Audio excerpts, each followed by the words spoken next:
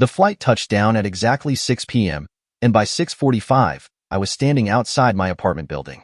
The evening air was cool, but the knot in my stomach burned hot. I stared up at the 7th floor, my floor.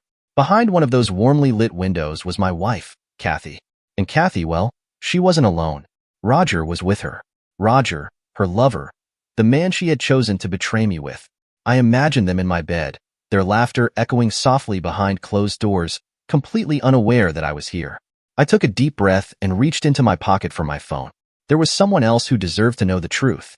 Someone who, like me, had been blindsided by the people she trusted most. I scrolled through my contacts, found the name, and pressed call. "Linda," I said when she picked up, her voice sharp with curiosity. "Linda, Roger's wife." "Ben," she greeted, a slight edge to her tone. "Where are you?" "Outside my building," I said, glancing up again at that 7th floor window. "And your wife?" she asked, her voice tinged with suspicion. "With your husband," I replied evenly. There was a pause. "Are you mocking me?" "Nope," I said, shaking my head even though she couldn't see me. "I'd never do that."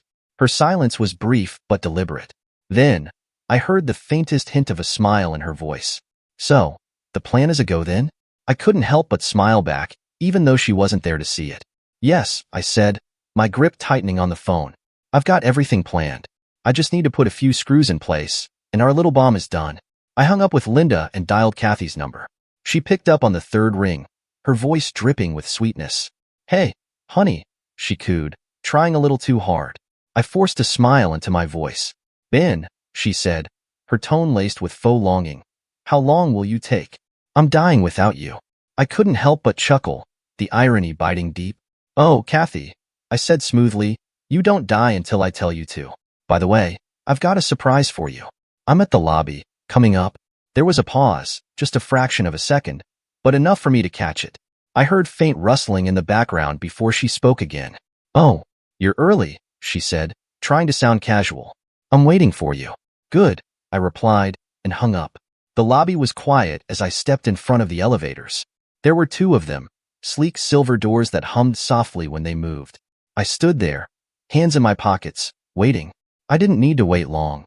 Just as I predicted, the elevator on the left opened, and there he was, Roger. He stepped out, head down, fumbling with his clothes. His shirt wasn't fully tucked, and his tie was slightly askew. He was trying to fix it, but his hands fumbled in haste. The moment he saw me, his body froze. For a second, he tried to play it cool, looking down and avoiding my gaze. I smiled. That was all I could do, smile. Because at that moment, it was painfully obvious.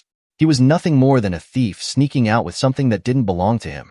"Excuse me, mister," I called out, my voice calm but loud enough to stop him in his tracks. He froze mid-step. Slowly, he turned to face me, his expression caught somewhere between guilt and panic. I walked over to him, reaching into my pocket. "You dropped your wallet," I said, holding it out. Roger blinked, startled. For a moment, he didn't move, as if he couldn't comprehend what I just said. Then, with shaking hands, he took the wallet from me. "Thanks," he muttered, barely audible. I nodded, gave him one last look, and turned away. Without another word, I stepped into the waiting elevator and pressed the button for the 7th floor.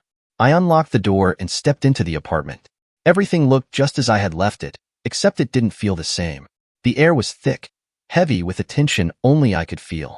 I walked to the bedroom, the soft carpet muffling my steps. Kathy was on the bed, draped in lacy lingerie that left little to the imagination. She leaned back, her smile wide, her eyes trying to sell me a fantasy I wasn't buying. "Were you really that desperate for me, honey?" I asked, my tone light, almost playful. "Always, my love," she purred, her smile unwavering. I stepped closer to her, inhaling deeply.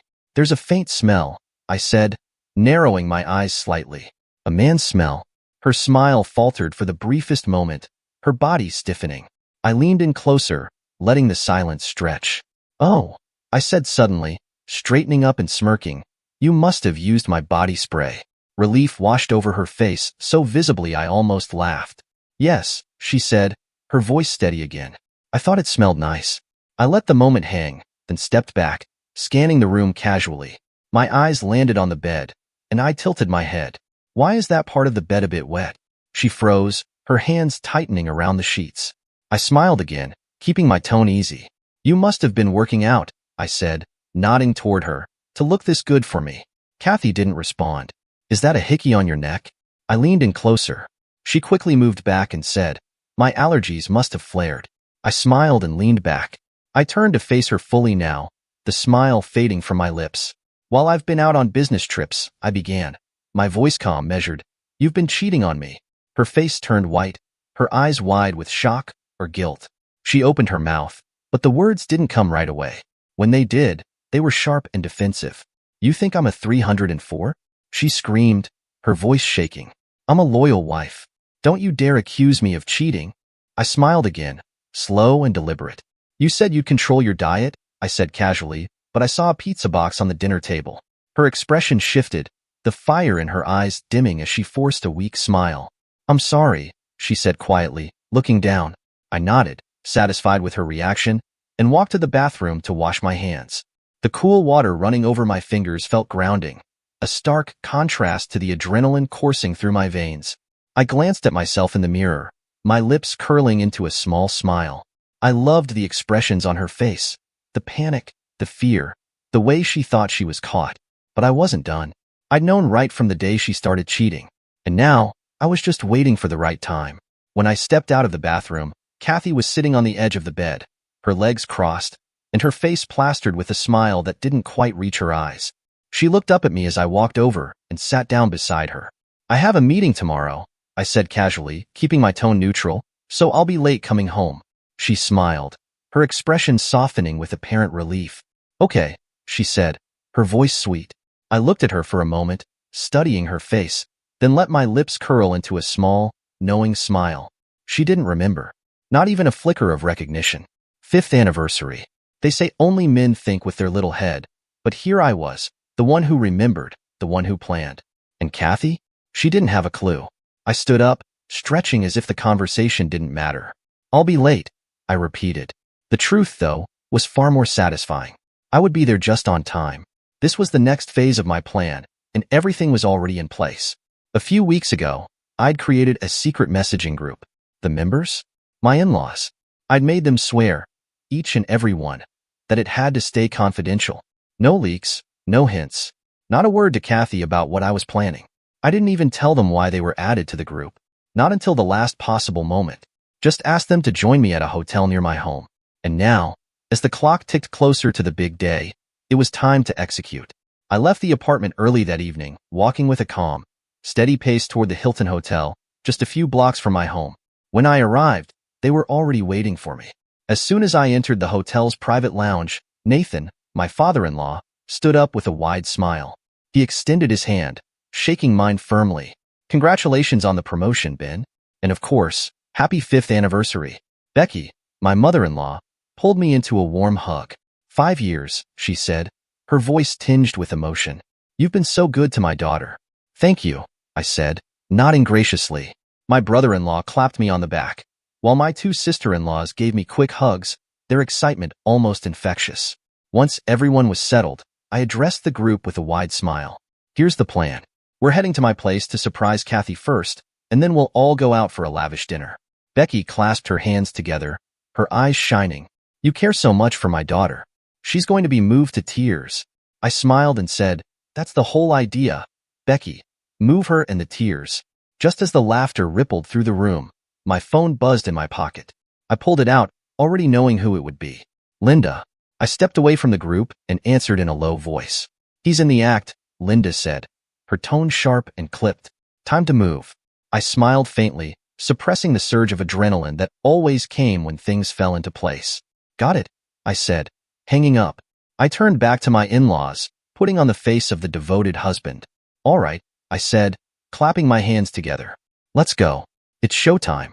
We piled into our cars, everyone armed with party poppers and carrying the kind of giddy excitement you'd expect at a surprise party. My brother-in-law and I both had cameras in hand, ready to record every second. When we reached the apartment, I turned to the group, pressing a finger to my lips. All right, I whispered. Don't make any noise. She must be in the bedroom.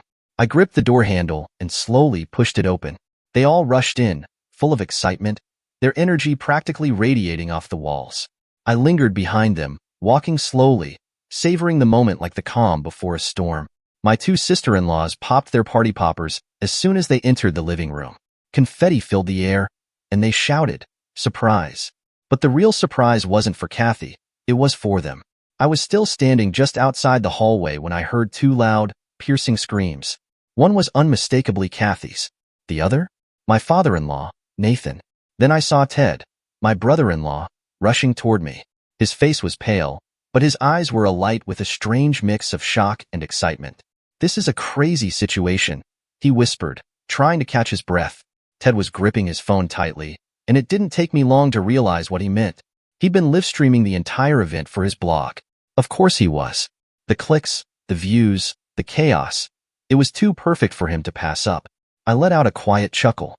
"Must be getting some crazy views right now," I said, my tone even. Ted nodded, his face twitching as he tried to suppress a nervous grin. "You have no idea." I didn't respond. Instead, I calmly walked past him toward the bedroom, my footsteps steady, unhurried. When I reached the doorway, I stopped for just a second, taking it all in. The scene was wild. When I stepped into the bedroom, the chaos was in full swing. Nathan, my father-in-law, was towering over Roger, throwing punches with the precision and fury of a trained ex-Marine. Each hit landed with a sickening thud, and Roger, now curled up on the floor, could do little more than shield himself from the onslaught. Becky, my mother-in-law, had Kathy cornered on the bed, and her words were cutting through the air like knives. Kathy was still naked, clutching a sheet to herself, her face pale and full of terror. Becky wasn't holding back. "You disgust me," she yelled, her finger wagging inches from Kathy's face. "After everything Ben has done for you, this is how you repay him?" I quickly stepped into the room, keeping my voice calm and steady despite the storm brewing around me. "Nathan, Becky, stop for a second," I said, but they were too caught up in the rage. I moved toward Kathy, who was frozen in fear, her wide eyes darting between her mother and me. I sat on the bed beside her and wrapped my arms around her trembling frame. "Kathy," I said gently, my voice low enough to draw her attention. "Did he force himself on you, dear? Tell me the truth." Her lips parted, but no sound came out. I shook my head and continued, loud enough for everyone to hear. "I know your parents raised you better than this, Kathy. Please tell me he's the culprit. Please tell me you didn't betray me like this." Roger, still on the floor, managed to croak out a sound of disbelief. His swollen face turned toward me, but he stayed silent. Out of the corner of my eye, I saw Ted, my brother-in-law, standing in the doorway with his phone still in hand. His live stream was capturing every angle of this madness. Tom, my other brother-in-law, was the only one who seemed to keep his head in the moment. He quickly pulled out his phone and dialed 911. "We need the cops here now," he muttered into the phone, stepping out of the room to relay the address. By the time I turned my attention back to Nathan, he was still going at it, his fists flying relentlessly. Roger's attempts to shield himself were getting weaker, and the sound of each hit echoed through the room. The front door burst open minutes later, and the unmistakable sound of heavy boots followed. The cops were here. It took 2 officers to pull Nathan off Roger, but even then, he was still trying to land blows. His rage hadn't subsided. He was yelling, cursing, demanding Roger explain himself. Nathan was finally separated from Roger, but even as they dragged him back, his eyes burned with fury, and he looked ready to lunge again. I held Kathy tighter as the officers tried to make sense of the chaos unfolding around them. My voice softened, dripping with concern. "Kathy, please, just tell them the truth. Did he force himself on you? I'll make sure you're safe. You don't have to be afraid anymore." Her eyes darted to mine, brimming with tears. She looked cornered, like a trapped animal desperately searching for a way out. I could feel her resolve crumbling, the weight of guilt pressing down on her. She was on the verge of giving in when Roger, beaten and bloodied, found his voice. No, that's not what happened." He sputtered, struggling to sit up. His words came out frantic, pleading. "We know each other. She invited me here to have sex with me. Kathy, tell them the truth. You called me. Don't let them pin this on me." The room went silent, all eyes on her. Kathy's lips quivered, and she opened her mouth to speak, but no words came out. Her guilt was written all over her face. I turned my head slowly, staring at Roger with an expression of calm that I knew would unnerve him more than any outburst ever could. "Roger," I said, my voice low and even, "you've said enough." Then I stood up, smoothing out my shirt and taking a step back to look at the mess in front of me. You see, when a man finds out his wife is cheating, there are usually 3 roads he can take. The first is rage, a mad fury that leads him to beat the living daylights out of the lover, like Nathan did. It's raw, it's primal, but it's fleeting. The second is heartbreak. A man breaks down, cries, and desperately tries to salvage what little remains of his marriage. He forgives even when it tears him apart inside, all for the hope of holding onto something he can never trust again. The third is detachment. He walks away, files for divorce, and gets himself 2 loyal German shepherds to fill the void left behind. It's clean. It's practical. It's what most people expect. But me? I'm none of those men. I'm something else entirely. You see, I'm not here to cry or beg or scream. I'm here to make sure that neither Kathy nor Roger ever forgets this day. Because I'm an evil man, and I'm out for revenge of a different magnitude. I stood there, watching the unraveling chaos like a conductor guiding an orchestra of destruction. My heart didn't ache. It didn't even flinch. This was exactly the crescendo I had orchestrated, and Kathy, in her arrogance and desperation, was playing her part perfectly. Roger, pathetic as ever, held her trembling hands, his eyes darting nervously between me, Nathan, and the police officers still lingering in the room. You know the truth, Kathy, he whispered, his voice shaking. Do the right thing. I watched her closely, my expression calm but my mind razor-sharp. This was her moment of truth. Would she risk everything for her lover? Or would she cling to the hollow facade of her marriage? Kathy turned, her eyes blazing with defiance, and with a voice that cracked but didn't falter, she said, it was consensual. I called him here. The room erupted. Becky, her face flushed with fury, stormed toward Kathy and, with a single, brutal motion, smacked her across the face. Kathy stumbled back, catching herself on the bedpost, her cheek red and swollen. You ungrateful little witch! Becky screamed, her voice trembling with rage. But Kathy wasn't backing down. No, not my Kathy. She roared back, her voice venomous and loud enough to drown out the gasps of her stunned family. I don't love Ben. I love Roger. He is my first love, and I will go with him. Her words echoed in the room like a gunshot. Nathan, the once proud ex-Marine, stood frozen, his head hanging low in shame. I placed a steady hand on his shoulder, squeezing gently as if to comfort him, though my own heart was as still and cold as stone. It's okay, I said softly, my voice calm and measured, as though I had expected this all along. Because I had. Kathy's voice rose again, trembling with a mix of anger and triumph. I married this loser because he had a stable job and could provide. That's it. She spat the words like venom, her eyes locking onto mine, daring me to react. Now that it's out in the open, I no longer wish to stay with Ben. Nathan flinched at her words, his shoulders slumping further under the weight of his daughter's betrayal. Kathy straightened, her defiance renewed. Roger married during our breakup, but he's back now, she said, her voice softening as she looked at him with what I could only describe as foolish adoration. He will make me his wife. By now the cops had enough and left. Kathy's words hit me like a freight train, but I didn't flinch. Not outwardly, at least. Did you really think I loved you? She sneered, her tone laced with disdain. I looked at her calmly, my expression unreadable, though the air in the room seemed to thicken around me. I thought so, I said quietly, my voice steady despite the storm raging inside. She laughed bitterly, shaking her head. Listen, you dumb idiot, she began, her words dripping with venom. 2 years ago, I was pregnant. With your child. Time seemed to slow as she continued, the words spilling out like poison. I didn't want it, so I aborted it. It was as if the ground beneath me had been ripped away. I didn't know. I had no idea. My chest tightened, but I refused to let the pain show. Not now. Not in front of her. She looked at me, her eyes cold, unfeeling. Okay, I did you dirty. I aborted your child. Now let's settle this, she said, her voice shifting into a mockery of reason. I'll give you a divorce, and I don't want anything from you. Roger is rich and can take care of me. Before I could respond, Nathan raised his hand, his face contorted with a mix of fury and anguish. I've heard enough, he said, his voice firm but trembling. All my life, I've lived with values. I believed in honor, respect, and family. But I failed to raise a good daughter. He turned to me then, his eyes heavy with shame. I am sorry, Ben. Truly, I am. His words carried the weight of finality. He straightened his posture and looked back at Kathy, who stood frozen, her bravado cracking. From this day on, I no longer have a daughter. I disown you, Kathy. By tomorrow, you will no longer be part of this family.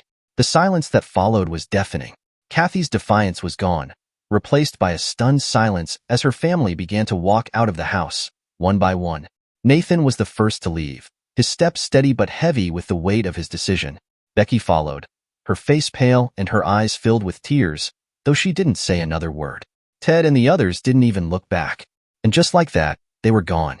Kathy's gaze shifted as she stood in front of me, something cold and calculating behind her eyes.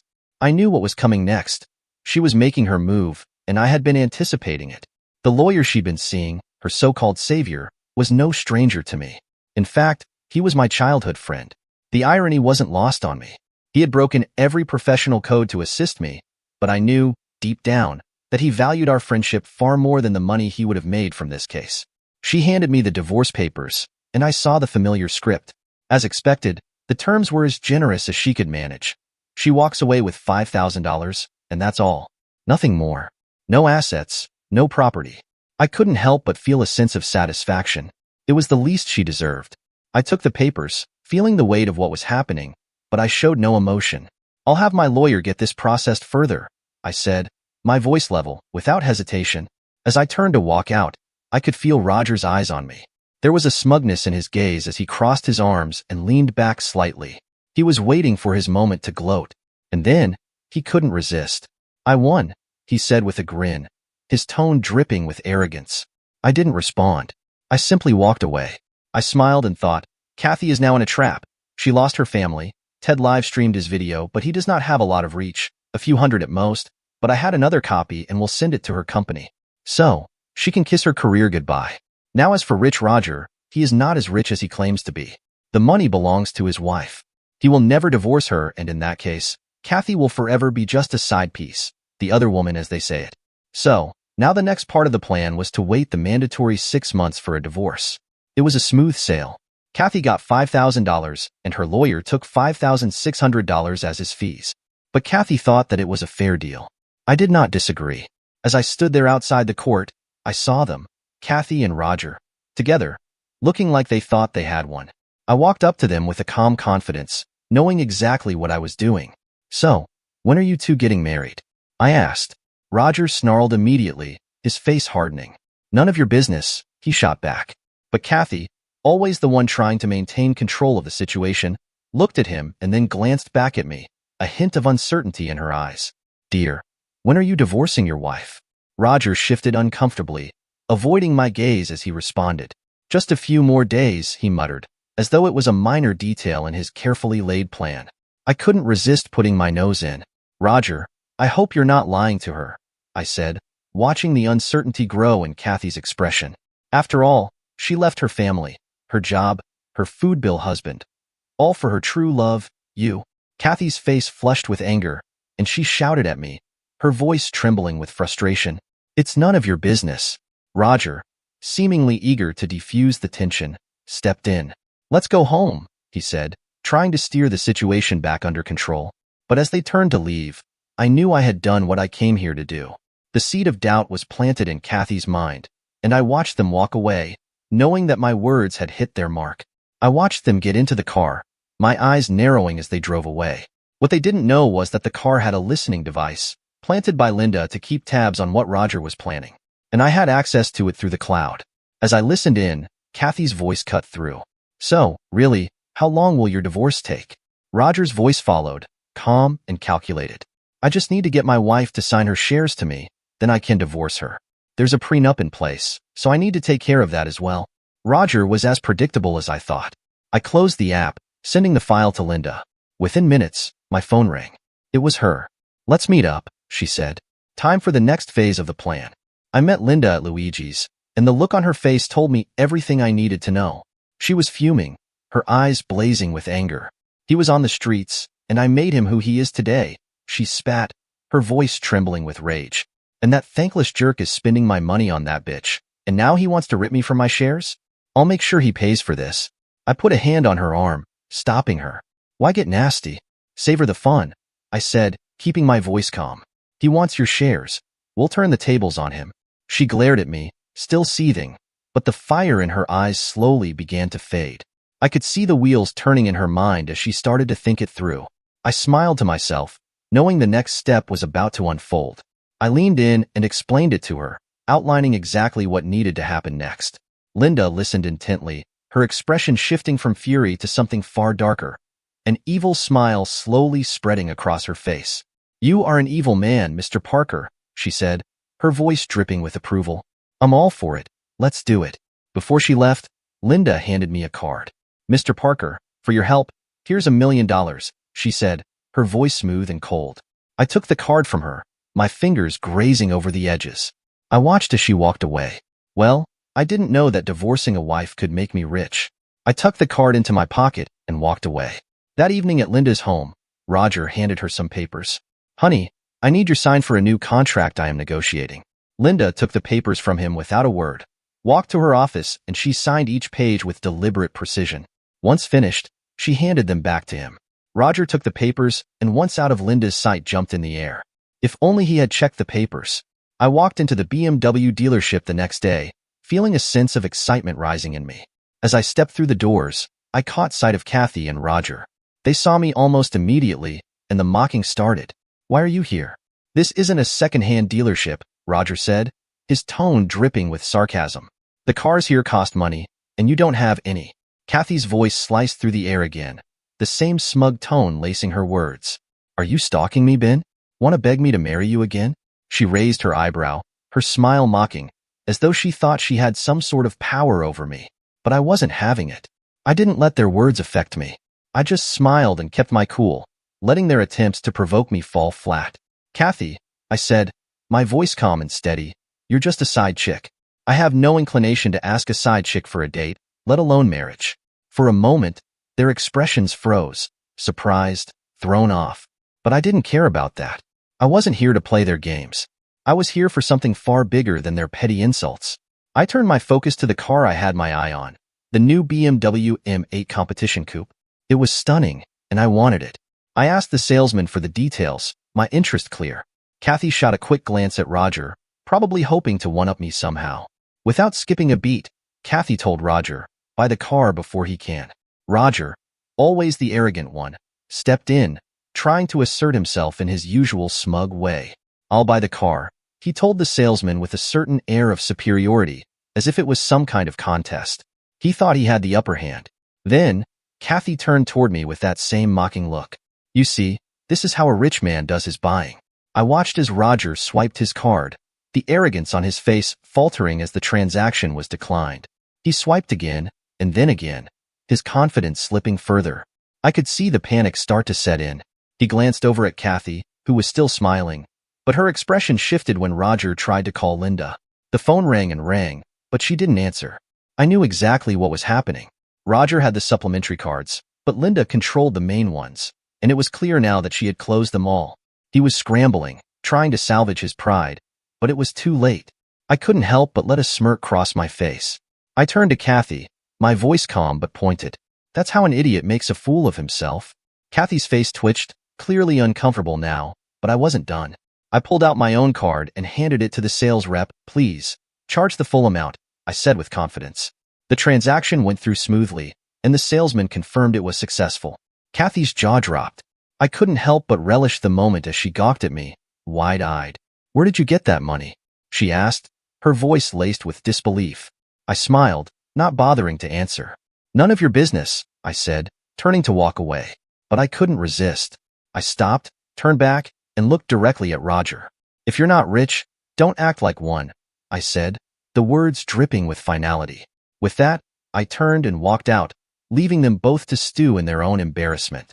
2 days later, the phone call came in the morning, and Roger answered it with the usual arrogance in his voice. It was the lawyer, asking him to meet at Linda's office. Roger didn't question it. He didn't care to. He was too caught up in celebrating, thinking he had everything under control. He believed the deal was done, and he was on top of the world. Kathy was with him, as usual, hovering by his side, always ready to add fuel to his inflated ego. She didn't hesitate for a moment when Roger told her about the meeting. In her mind, it was another victory to rub in my face. They both arrived at Linda's office, and as expected, Kathy's arrogance took center stage. Without any hesitation, she walked into the office and straight to Linda's chair, settling herself in like she owned the place. Roger didn't bat an eye. He let her do it, his arrogance blinding him to the reality of the situation. After all, in his mind, he was the new owner of the company, and Kathy, well, she was just playing her role as his better half. Just then I walked into Linda's office, my eyes immediately locking onto Kathy and Roger. Kathy shot me a glare, her lips curling into a sneer. "Why are you here?"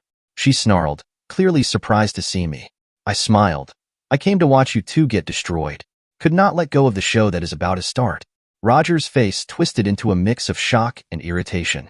He quickly pulled out his phone and called security, barking at them to remove me from the office. I didn't flinch. 2 large men came for me. Instead, I leaned back slightly and said, "Better call Linda and check if she wants me removed." One of the men called the security head and told him of the situation. He called Linda, and once he was off the phone, he walked to us. "She's on her way.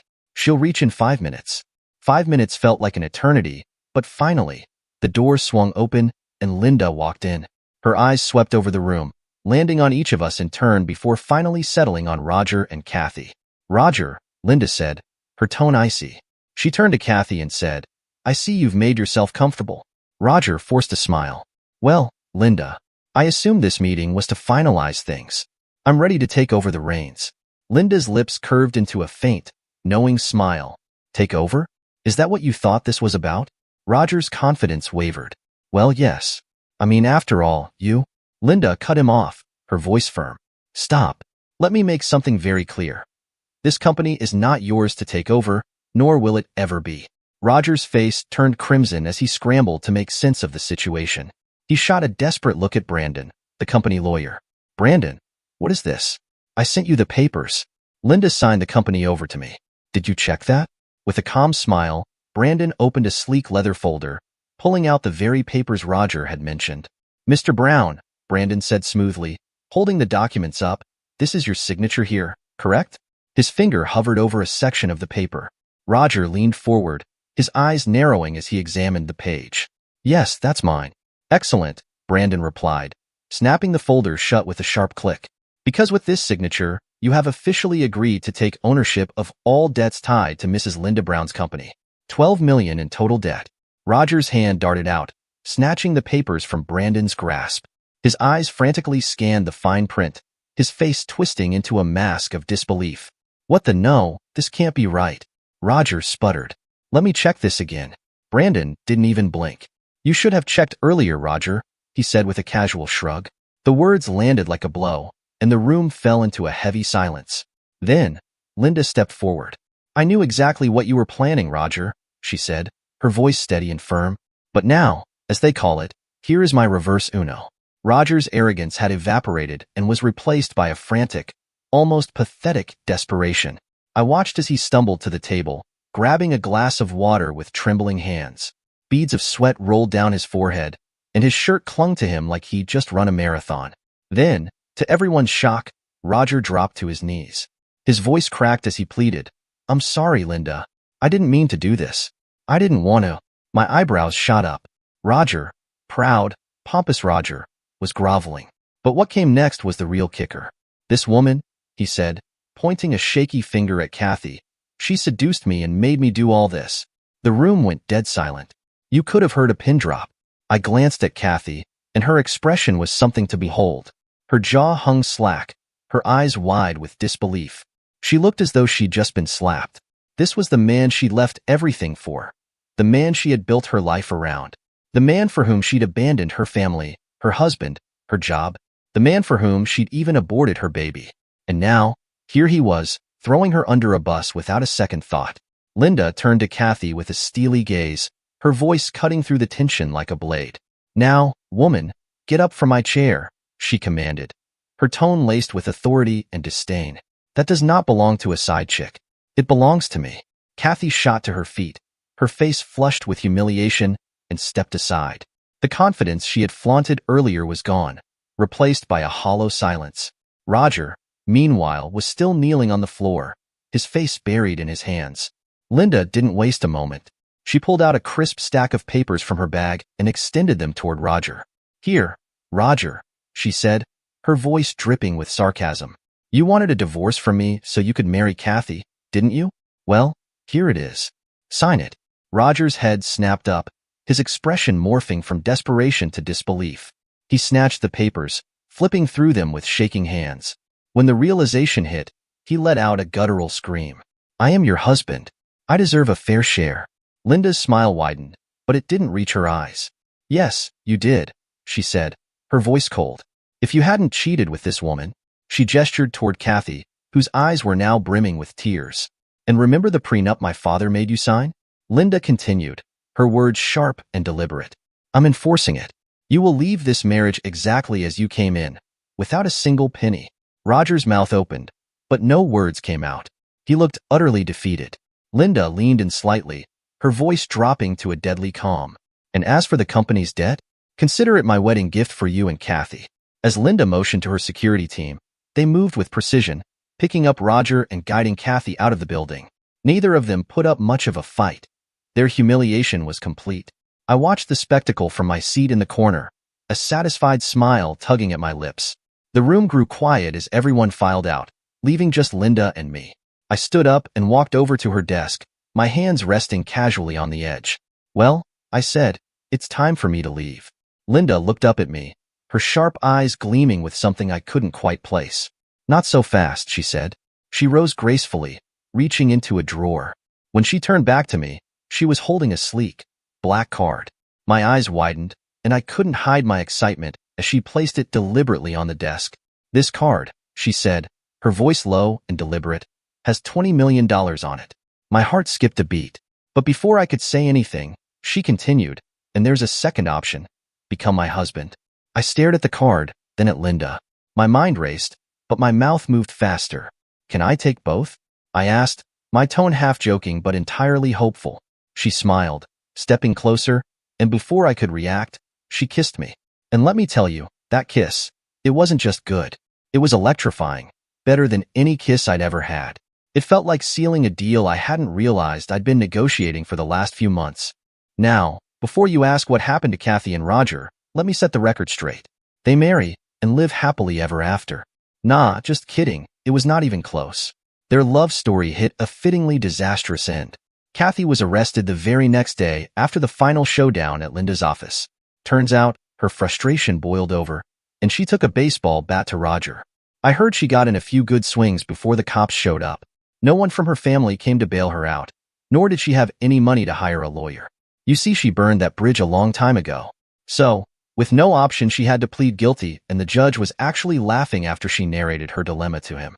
She will be in jail for a while now, and as for Roger, well, let's just say he's got a long recovery ahead. Out of morbid curiosity, or maybe just for my own amusement, I visited Roger in the hospital. I even brought him flowers, forget-me-nots, a small gesture that was more mockery than kindness. Hey, I am an evil man and I never claimed to be a saint. The doctor's report, though, was the real kicker. According to the prognosis, Roger might never father a child again. I couldn't help but smile at that little twist of fate. The world doesn't need more like him. A year later, Linda and I were married. My life was transformed in every possible way. A sprawling mansion, a stunning, intelligent wife, and a career that paid more than I ever imagined. Well, who needs a German shepherd? Well, just to be honest, I have 3.